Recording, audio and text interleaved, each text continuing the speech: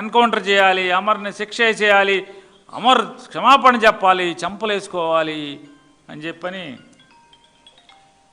విపరీతంగా స్టేట్మెంట్ల మీద స్టేట్మెంట్లు ఎవరికాళ్ళు. అమర్ గారు ఏదో అన్నాడు, కించపరిచేశాడు అని చెప్పని విపరీతమైన ప్రచారం, స్టేట్మెంట్లు. అమర్ గారు ఏమన్నాడు, ఏం మాట్లాడాడు? ఇక పవన్ కళ్యాణ్ గారు మాట్లాడారు, వారు ట్వీట్ చేస్తారు, వారు మాట్లాడటం తక్కువ, ఎందుకంటే ఆయన ఢిల్లీలో బిజీగా ఉన్నాడు. ఆయన ఏమని ట్వీట్ చేస్తాడంటే, వారు ట్వీట్ పెట్టండి కొంచెం. రాజకీయాల్లో విమర్శలు విధానపరంగానే ఉండాలి. చూడండి సార్, మామూలు తెలంగాణలో చెప్తూ ఉంటారు అన్ని పెద్దానికి సుప్పిని శుద్ధ పూసని అయ్యనేది పెద్ద మామూలుగా దీర్ఘాలు తీస్తూ వస్తుంది. ఈయన చెప్తారు, హోంశాఖ మంత్రి అనిత గారిపై చేసిన వ్యాఖ్యలు అభ్యంతరకరం. మహిళల కట్టుబొట్లు కామెంట్స్ చేయడం అంటే సగటు మహిళను కించపరచడమే. ప్రతి మాటను పౌర సమాజం గమనిస్తుంది. ఇది కట్టుబొట్టు గురించి ఆయన కట్టు గురించి ఏం మాట్లాడాడు, బొట్టు గురించి ఏం మాట్లాడాడు? అమర్ మాట్లాడింది ఏంటి? మితిమీరిన మేకప్ గురించి మాట్లాడాడు. ఎందుకు మాట్లాడాడు ఆయన? అనిత గారు నోరు పారేసుకోబట్టి. ఇది సమాజం. ఇప్పుడు కట్టుబొట్టు అంటే ఆవిడ కూడా సాంప్రదాయబద్ధంగా పవన్ కళ్యాణ్ గారు చెప్తున్నారు, కట్టుబొట్టు విమర్శించారు. కట్టుబొట్టును విమర్శించలా, మరి వారు కూడా సాంప్రదాయబద్ధంగానే ఉండాలి కదా, సాంప్రదాయబద్ధంగానే ఉండాలి కదా. వారు రాజకీయాల్లో కొద్దిమందికి కొన్ని బలహీనతలు, కొన్ని క్రానిక్ డిసీజెస్ ఉంటాయి. ఆ క్రానిక్ డిసీజుల్లో ఒక డిసీజ్ ఏంటంటే ఓరల్ డయేరియా. వారు నోట్లోంచి మాటలు విపరీతంగా లూజుగా వస్తాయి, లూజ్ మోషన్ లాగా. ఎంత మాట పడితే అంత మాట మాట్లాడతారు ఎవరినైనా. సభ్యత, సంస్కారం, మరి ఇది అనొచ్చా అనకూడదా అనే విచక్షణ లేకుండా మాట్లాడతారు. మాట్లాడుతూ వారు మాత్రం సమాజం నుంచి మాత్రం మర్యాద, మన్నన, గౌరవం కోరుకుంటారు. ఇది ఎంతవరకు ధర్మం? అద్దాల మేడలో కూర్చుని జనం మీదకి రాళ్ళేస్తే, సమాజం మీదకి రాళ్ళేస్తే రాళ్లే తిరిగి వస్తాయి కదా. పవన్ కళ్యాణ్ గారు, లోకేష్ గారు, మీరు ఒక అద్దాల మేడలో మగ మనిషిని కూర్చోబెట్టి సమాజం మీదకి రాళ్లే ఇస్తే కంకర రాళ్లే తిరిగి వస్తాయి. అద్దాల మేడలో ఒక మహిళని కూర్చోబెట్టి సమాజం మీదకి రాళ్ళేస్తే రాళ్లే వస్తాయి తప్పితే. లోకేష్ గారు, ఇంకేమన్నా అంటే మీ చుట్టూ మీ నాన్నగారు చుట్టూ ఎవరున్నారు? లోకేష్ గారు, ఎంత చండాలమైన మనుషులు ఉన్నారు, ఎంత దిగజారినటువంటి మనుషులు ఉన్నారు మీ దగ్గర. ఎవరు మీ చుట్టూ ఉన్నవాళ్ళు? ఎవరు? మీరు మాట్లాడతారు. ఒకసారి పవన్ కళ్యాణ్ గారిని, లోకేష్ నాయుడు గారిని, నారా చంద్రబాబు నాయుడు గారిని, అలాగే నారా చంద్రబాబు నాయుడు గారు అలాగే లోకేష్ నాయుడు గారు చిటికేయంగానే ఉస్కో అనగానే అసలు ఎరగదీసుకుని పడుతున్నటువంటి, అమర మీద పడుతున్నటువంటి అందరినీ కూడా ఒక్కసారి ఆలోచించమని అడుగుతున్నా. మీరేం మాట్లాడుతున్నారు? మీరు ఆశించేదేంటి? ఎప్పుడన్నా ఒక్కరోజన్నా వారు హోంమంత్రి బాధ్యతగా ఏమైనా తీసుకున్నారా?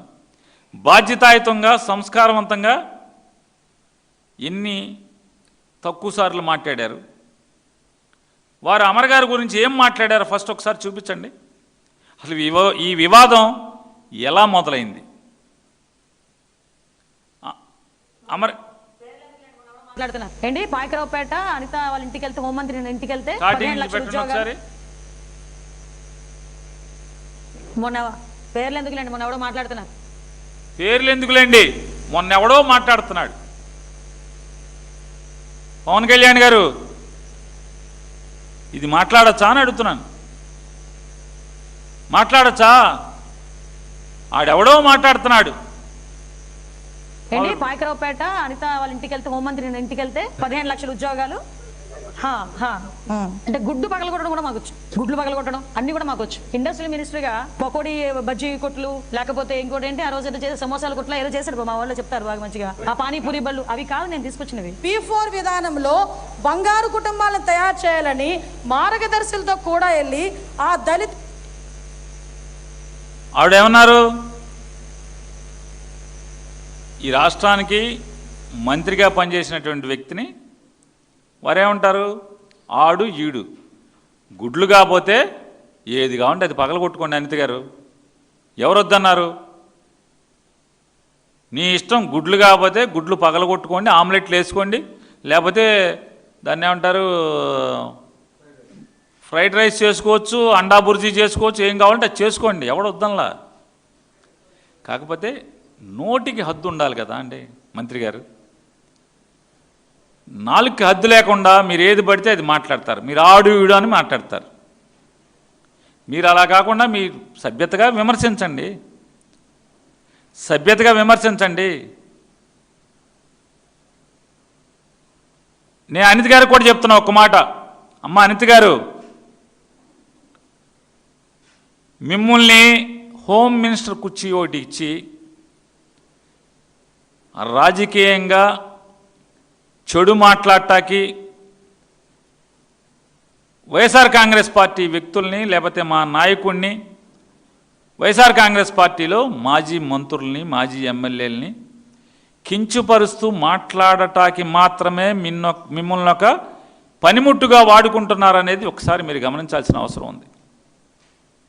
చంద్రబాబు నాయుడు గారు, లోకేష్ నాయుడు గారు ఇద్దరూ కూడా అనిత గారిని, వంగలపూడి అనిత గారిని వైఎస్ఆర్ కాంగ్రెస్ పార్టీ వాళ్ళని కించపరుస్తాకి దూషించటానికి మాత్రమే ఒక పనిముట్టుగా వాడుకుంటున్నారనేది గమనిస్తే మీ సంస్కారానికి శ్రేయస్కరం, మీ వ్యక్తిత్వానికి శ్రేయస్కరం. అది ఒక అన్నగా మీకు చెప్తున్నాను. ఎంతకు మంచి చెప్పగలిగేదే ఉంది?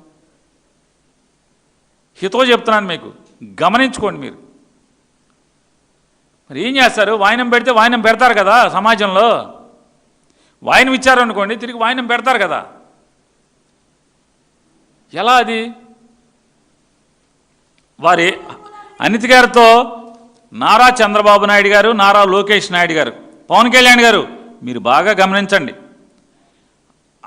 అనితమ్మ గారితో, హోమ్ మినిస్టర్ వంగలపూడి అనితమ్మ గారితో ఏమేం మాట్లాడిచ్చారో ఒకసారి వినండి. ఒకసారి తాలూకా విధి విధానాలు ఎలా ఉన్నాయి చూడటానికని వెళ్ళి అదే దళిత కుటుంబం వంటగదిలోకి వెళ్ళి టీ పెట్టి ఆ కుటుంబానికి ఇచ్చి తను కూడా వాళ్ళతో తాగిన నాయకుడు ఎవరైనా ఇది లాస్ట్లో వేద్దాం, ఇది లాస్ట్లో వేద్దాం, లాస్ట్లో ఇది కాదు.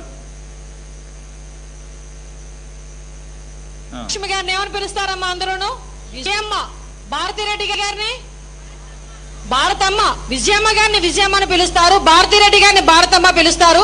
మరి వీళ్ళ అమ్మ అని పిలిచిన భారతమ్మ అని పిలిచిన వాళ్ళకి వీళ్ళ నాన్నకి ఏమవుతాడో ఒక్కసారి మనం కూడా ఆలోచన చేసుకోవాలి. అంటే నేను ఒక మాట అన్నా, తనకంటుకున్న ఆ పాప కంగారు ఎందుకే? పవన్ కళ్యాణ్ గారు, నారా లోకేష్ నాయుడు గారు పెద్ద పెద్ద సూక్తులు చెప్తున్నారు కదా. వారు ఆంధ్రప్రదేశ్ రాష్ట్ర తెలుగుదేశం పార్టీకి, ఆంధ్రప్రదేశ్ రాష్ట్రంలో ఉన్నటువంటి తెలుగుదేశం పార్టీకి మహిళా విభాగానికి అధ్యక్షురాలి హోదాలో వారు ఇచ్చినటువంటి స్పీచ్ అన్నారా? వైఎస్ఆర్ కాంగ్రెస్ పార్టీ వాళ్ళందరూ విజయమ్మ అంటారు, భారతమ్మ అంటారు. ఈ విజయమ్మకి, ఈ భారతమ్మకి అమ్మ అనేటువంటి వీళ్ళ నాన్న ఏమవుతాడో అడగాలంట. ఏమనాలండి ఆవిడ్ని? చెప్పండి. ప్రస్తుత ఆంధ్రప్రదేశ్ రాష్ట్ర హోంశాఖ మంత్రి గారు అయినటువంటి వంగలపూడి అనితమ్మ గారిని ఏమనాలి చెప్పండి? ఏనాడన్నా ఆవిడ భాషని మీరు వాడుకుంటానికి ప్రయత్నం చేశారు తప్పితే అడ్డగోలుగా జగన్మోహన్ రెడ్డి గారిని వైఎస్ఆర్ కాంగ్రెస్ పార్టీ వాళ్ళని కించపరుస్తాకి తోలనాడతాకి మీరు వాడుకున్నారు తప్పితే ఒక్కరోజన్నా తప్పమ్మా, మహిళలకు ఒక గురుతరమైనటువంటి గౌరవం ఇక్కడ ఉంది ఆంధ్ర రాష్ట్రంలో లేదా భారతదేశంలో, తప్పు నువ్వు ఇలాంటి మాటలు మాట్లాడబాకమ్మా అని ఒక్కరోజు చెప్పకపోగా ఆవిడతో మాట్లాడిచ్చి నజరానాగా ఇవాళ మీరు హోమ్ మినిస్టర్ ఇచ్చారా? అవునా కాదా? చెప్పండి లోకేష్ గారు, చంద్రబాబు నాయుడు గారు, అవునా కాదా? వారేమంటారు? భారతమ్మ విజయమ్మ అని పిలిచేటువంటి వీళ్ళకి వీళ్ళ నాన్న వాళ్ళకేమవుతాడని అడగాలంట. ఏమండి అనితమ్మ గారు చెప్పండి. ఇప్పుడు నేను మిమ్మల్ని అనితమ్మ గారు అన్నాను, మా నాన్న మీకేమైనా అవుతాడని అడగాల? తప్పు కదా, అది నీచం కదా. అసలు మనిషి పుట్టకెత్తితే ఆ మాట ఎట్టా అంటాం? మీరు ఆడవాళ్ళు కాబట్టి, మన సాంప్రదాయం కాబట్టి అనితమ్మ అంటాను. అంత మాత్రాన మా నాన్నకి మీకు లంకి కడతానా? తప్పు కదా అది. ఈ మాట ఎవడ మాట్లాడినా నీచం కాదా అది? పవన్ కళ్యాణ్ గారు ఇది నీచంగా కనపడలేదా? పవన్ కళ్యాణ్ గారి నీచం ఇక్కడ చెప్తాను. ఆయన సంస్కారం, పెద్ద మనసు, చాలా పెద్దోడు. అసలు ఎంత గొప్పోడంటే అసలు మనకు భూమి మీద అంత గొప్పోడు దొరకడు. ఒకసారి బండారు సత్యనారాయణరావు అనే అయినటువంటి పెద్ద మనిషి, 60-70 ఏళ్ళు పైన ఉంటాయి అనుకుంటా అతనికి. ఒకసారి ఏం మాట్లాడాడు ఒకసారి చూడండి. నేను ఎవరిస్తాను, రోజా నీ బతుకు ఎవరికి తెలదో, బ్లూ ఫిల్మ్లో యాక్ట్ చేసిందా నువ్వు? ఇప్పుడు మా దగ్గర ఉన్నాయి. నీ బతుకు బయలు పెట్టకూడదని నీ బ్లూ ఫిల్మ్ మా దగ్గర ఉన్నా ఎప్పుడు మీరు రిలీజ్ చేయలేదు. అడుగుతున్నాను, నువ్వు ఎవరింటో పడుకున్నావు, ఎవరితో వచ్చావు చెప్పమంటావా? నువ్వు ఏ గెస్ట్ హౌస్లో ఉన్నావా? రోజా నీ బతుకు ఇప్పమంటావా?